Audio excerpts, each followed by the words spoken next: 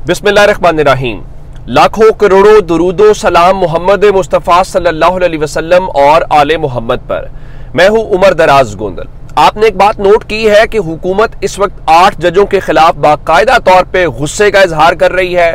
धड़ाधड़ press conferences हो रही हैं। कभी कहते हैं जी आइन हार गया है, बेगमात जीत गई हैं। कभी कहते हैं जी आइन हार गया है, क्रश किसी का जीत गया है, किसी की मोहब्बत जीत गई है। मैं आज एक प्रेस कॉन्फ्रेंस में मौजूद था अज़मा बुखारी की, और मैंने वहां पे सवाल ये किया, आप 8 जजेस के ऊपर गुस्सा करते हैं, 3 जजेस और हैं जिसमें काजी फायज ईसा खुद शामिल है, जैसे जमाल खान मंदोखेर हैं, जैसे याया अफरीदी हैं, वो भी कह रहे हैं कि इस सीटें पाकिस्तान तहरीक इंसाफ की बनती हैं, तो उनके मुतालिक आप क्यों बात नहीं कर रहे। लेकिन इससे खबर क्या है, मैंने कल आपको बताया था कि हामिद मीर की खबर थी जिसमें उन्होंने बताया कि इस्लामाबाद के अंदर धड़ाधड़ कुछ मीटिंग्स हुई हैं और वो जो करने जा रहे हैं उनका, मैं तो वो सुन के भी खौफजदा हो गया हूं। अब आज मैं आपको बता देता हूं कि एक इजलास इन्होंने मरी के अंदर किया और मरी के अंदर शहबाज शरीफ पहुंचे, सब कुछ छोड़ छाड़ के नवाज शरीफ के पास, तो तय पाया कि मंडे वाले दिन जो है वो हम एक और मीटिंग करेंगे और फिर हम अपनी इत्तेहादी जमातों को जो है वो एतमाद मिलेंगे। इससे खबर ये है, इन्होंने उन जजेस को, जो 8 जजेस हैं जिन्होंने फैसला सुनाया है, उन 8 जजेस को इन्होंने सजा सुनाने का शायद फैसला कर लिया है, या दूसरे लफ्जों में काजी फायज ईसा साहब के होते हुए इन्होंने तय कर दिया है कि सुप्रीम कोर्ट के फैसले को नहीं मानेंगे।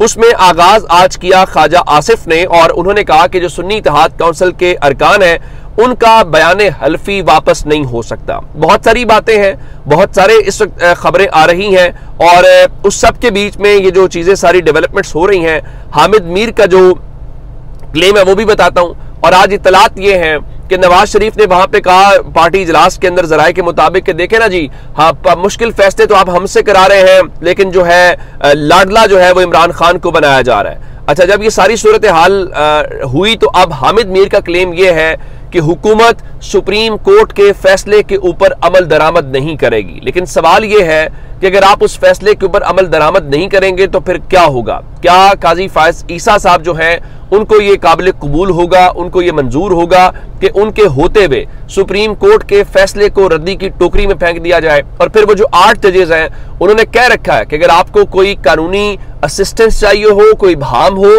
तो आप उन 8 जजेस के पास पहुंच सकते हैं।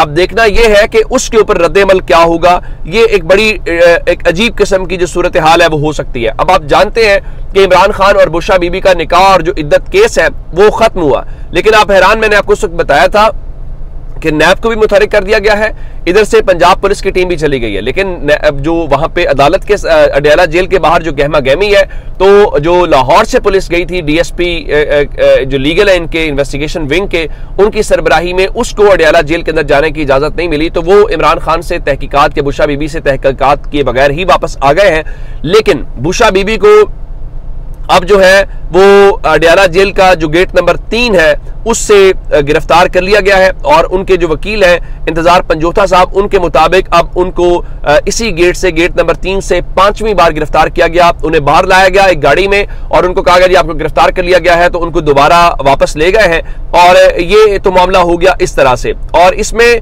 वो तहरीक इंसाफ वाले बजा तौर पर कहते हैं जिसमें जो सामिर फारूक साहब का किरदार, उसको इग्नोर नहीं किया जा सकता। एक किरदार से मुराद ये है कि उनकी अदालत के सामने एक दरखास्त ऑलरेडी पेंडिंग है इस मैटर के ऊपर कि उनकी गिरफ्तारी हो सकती है, कॉल अप नोटिसेस है, लेकिन उन्होंने अक्टूबर के अंदर चल के उसको समाअत के लिए मुकर्रर किया है, तो फिर वो क्यों ना सवाल इसके ऊपर उठाएं। अच्छा, जब ये सारी बातें हो रही हैं, अब बुशरा बीबी वाला मामला तो हो गया, आपने गिरफ्तारी भी डाल दी, चले आपकी तसल्ली हो गई। और उसमें एक और बात, कल जो कुछ हुआ है उससे तहरीक इंसाफ को एक नई जिंदगी मिली है।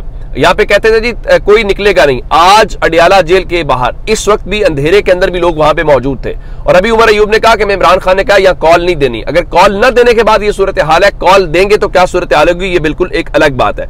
अब जब आप ये कह रहे हैं कि आपने वो फैसला नहीं मानना, तो अब उसके बाद फिर क्या हो सकता है? अब राना सनाउल्लाह ने आपसे थोड़ी देर पहले कहा है कि जी हम इमरान खान के ऊपर जो है आर्टिकल 6 समेत जो कुछ लग सकता है हम वो लगाएंगे, आप बिल्कुल लगाएं जी, क्योंकि आपका सर्वाइवल इसी चीज में है। आप बाकी महाजों के ऊपर तो इस वक्त हारते हुए दिखाई दे रहे हैं। और फिर आज इतलात आ रही थी कि देखें पाकिस्तान तहरीक इंसाफ के जो लोग हैं, खासकर कोट अद्दू से उनके एक MNA के भाई को उठा लिया गया, उनके बेटे को लाहौर से उठा लिया गया, उनकी बेटी को पैगाम दिए गए, लेकिन तहरीक इंसाफ उसके बावजूद डट के खड़े हैं। जिसमें मियां मोहम्मद अजहर जो हमाद अजहर के वालिद हैं, उन्होंने तहरीक इंसाफ के साथ अपनी वाबस्तगी का जो पार्टी डिक्लेरेशन है वो हल्फनामा जमा करा दिया है। जमशेद दस्ती कह रहे थे, उन्होंने अपना स्टैम्प पेपर हासिल कर लिया है। उकाड़ा दीपालपुर से सैयद अली रजा गिलानी जो N137 से मुंतखब हुए, उन्होंने अपना बयान हल्फी जो है आज बैरिस्टर गौहर को जमा करा दिया है। तो ये बातें अब मेरा नहीं ख्याल कि आप उसको जरा देर खींच सकते हैं। अब अगर आप कोई इमरजेंसी लगाना चाहते हैं या आप अगले चंद घंटों में कोई ऐसा ऐलान करने वाले हैं जो कि सच्चा मगोइयां है इस्लामाबाद के अंदर के मंडे और ट्यूसडे को मुहर्रम 9 या 10 मुहर्रम से पहले पहले हुकूमत कुछ ऐसा करने जा रही है, तो फिर उसकी हो जाए। इमरान खान को तो उससे क्या लॉस होगा। इमरान खान आज अडयाला जेल में सहाफियों से उन्होंने गैर रस्मी गुफ्तगू की है, चूंकि आज 190 मिलियन पाउंड केस की समाअत थी।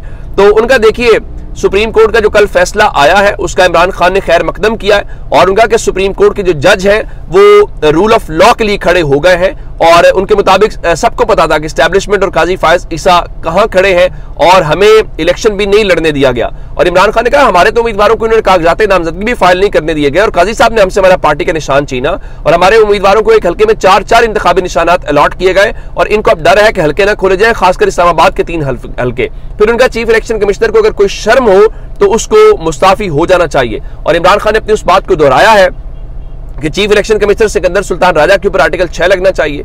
और फिर उनका काजी फायज ईसा साहब से मेरा सवाल है कि क्या अखलाकी तौर पे उन्हें मेरे केसेस के अंदर बैठना चाहिए, जब सुप्रीम कोर्ट का जो 5 रुकनी बेंच है वो कह चुका है उन्हें मेरे केसेस नहीं सुनने चाहिए। और गुलजार जो काजी फायज ईसा साहब की अहलिया है उनका उनके जो बयानात मेरे खिलाफ हैं वो रिकॉर्ड के ऊपर है। फिर उनका हमारे 8 फरवरी के और धांधली के जो पिटिशंस हैं वो क्यों नहीं सुनी जा रही। तो उन्होंने कहा कि इस वक्त पूरी दुनिया कह रही है कि ये इलेक्शन फ्रॉड है।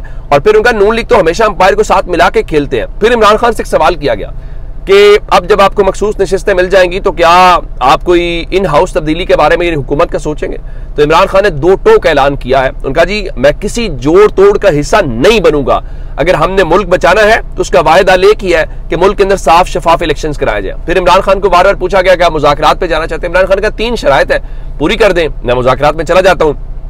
नंबर 1 उनका मैं इन 3 एक मेरे केसेस खत्म कर दें सारे के सारे। दूसरा जितने हमारे लोग इस वक्त आपने पकड़े हुए हैं जेलों में उनको रिहा कर दें। तीसरे नंबर के ऊपर हमारा मैंडेट वापस कर दें। अब खान साहब को भी पता है मैंडेट वापस करेंगे तो हुकूमत गिर जाएगी। दूसरा इमरान खान कह रहे हैं मेरे केसेस खत्म कर दें, इसका मतलब इमरान खान इलेक्शन लड़ने के लिए अहल हो जाएंगे, सारे लोग बाहर आ जाएंगे। और अब इमरान खान तो बड़ी वाज़ेह तौर पर बात कर रहे हैं, लेकिन अब जो उनके गैर सरकारी तर्जुमान है वो बड़े वाज़ेह तौर पर अब ट्विटर के ऊपर कह रहे हैं जी इमरान खान एक ही सूरत में बाहर आ सकते हैं कि 9 मई की माफी मांगे। अब इसका मतलब यह है, बात यहां पे आ गई है, अब नाक रगड़ा जा रहा है कि इमरान खान हमसे माफी मांग लो फिर हम आपको रिहा कर देंगे।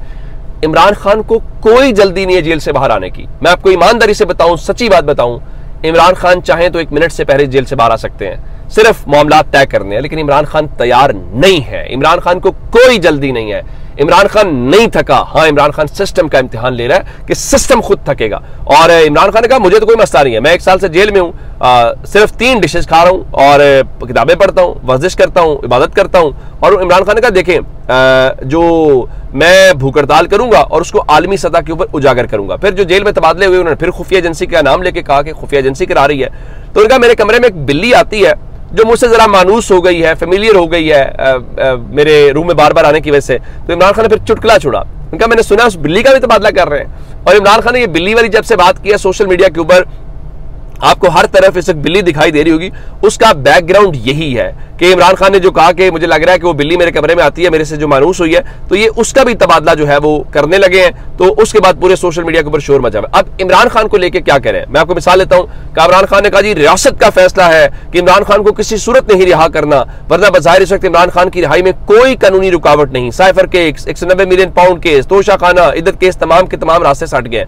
तो मैंने कहा जाहिर है इस मुल्क के अंदर आइन और कानून का फैसला नहीं होता बल्कि रियासत का फैसला होता है और वो तय करती है कि हमने क्या करना है या हमने क्या नहीं करना। तो अब इनका जो ख्याल है कि इमरान खान को इस तरह कर लेंगे, इनको खुद अपनी पड़ी हुई है, हुकूमत इन्होंने ले ली है। अब अगर ये कहना चाहते हैं, मिसाल के तौर पे ख्वाजा आसिफ कहते हैं देखिए जी ये जो फैसला सुप्रीम कोर्ट ने कर दिया ना, इसके बड़े भयानक नताइज हो सकते हैं। हमने सिर्फ जजेस की उम्र की मुद्दत नहीं बढ़ानी थी, ब्यूरोक्रेसी की, अदलिया के, फौज के मुलाजमिन की मुद्दत बढ़ानी थी ताकि ना पेंशन का बोझ कम किया जाए। और ये जो आलमी मालियाती इदारे हैं ये उनकी शर्त थी कि ये करें। तो इसका तो मतलब फिर ठीक है, जो आप सब लोग कह रहे थे कि आपने काजी फायज ईसा साहब को एक्सटेंशन देनी है, अब आप मान रहे हैं IMF के पीछे छुप के या बाकी जगहों के ऊपर, तो आपके पास टेक्निकली कोई चीज नहीं है और आप ये केस टेक्निकली हारे हुए हैं। बाकी ये सारी चीजें हैं, ये वक्त भी थोड़े टाइम तक जो है वो खत्म हो जाएगा ज़ाहिर है, और कितनी देर आप खींच लेंगे। फिलहाल अगले चंद घंटे या चंद 1-2 दिन इंपॉर्टेंट है, उसमें गवर्नमेंट को स्टेप जरूर उठाएगी, जो हामिद मीर साहब का भी क्लेम है, गवर्नमेंट भी कह रही है, और फिर इस्लामाबाद के अंदर धड़ाधड़ मीटिंग्स बुला ली है। अपना बहुत सारा ख्याल रखिएगा। खुदा हाफिज।